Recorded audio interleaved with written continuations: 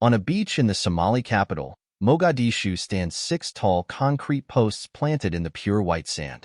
The waves of the bright blue Indian Ocean break gently nearby and often bear witness to some grim events.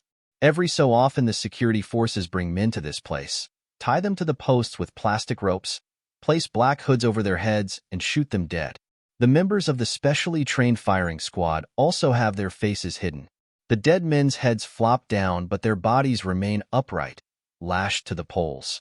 Their ragged shirts and sarongs flap in the breeze. Some have been convicted by the military court of belonging to the Islamist group Al-Shabaab, which has spread terror in Somalia for nearly 20 years and controls large parts of the country. Others are soldiers found guilty of murdering civilians or colleagues. Occasionally, the court deals with common criminals sentenced to death because their offenses are so serious.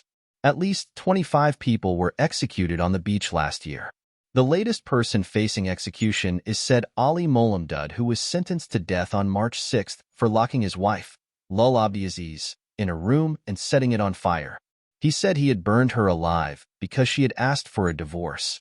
Just behind the killing ground is a small informal settlement in Hamar Jajab district, full of crumbling dwellings and makeshift shelters where about 50 families live on the site of what used to be a police academy.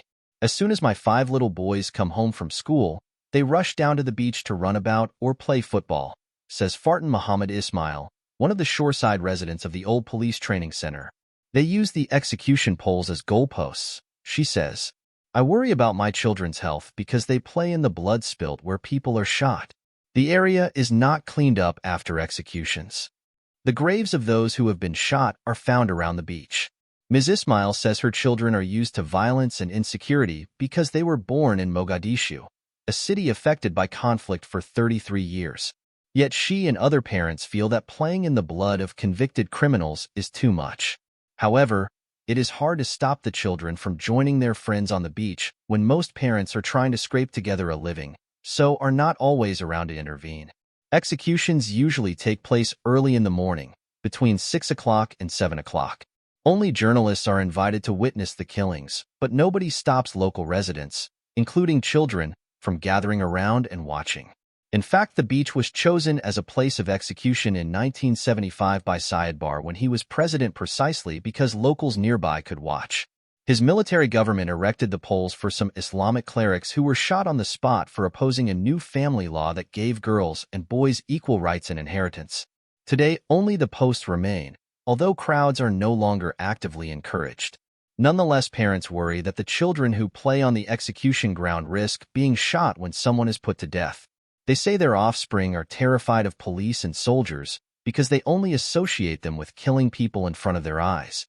I struggle to sleep at night and feel acutely anxious all the time, admits Faduma Abdullahi Qasim, who also lives in the neighborhood within meters of the execution ground. Sometimes I hear gunshots in the morning and know someone has been put to death, she says. I try to keep my children indoors all the time. We are sad and inactive. I hate going outside and seeing blood seeping into the sand beside me. Although most of the residents who live in the neighborhood are traumatized by living so close to the execution ground, many Somalis support the death penalty, especially for members of Al-Shabaab. Ms. Qasim is unusual in opposing it, especially given that her 17-year-old son, who worked as a cleaner at a snack bar, was killed in a huge double car bombing in Mogadishu in October 2022.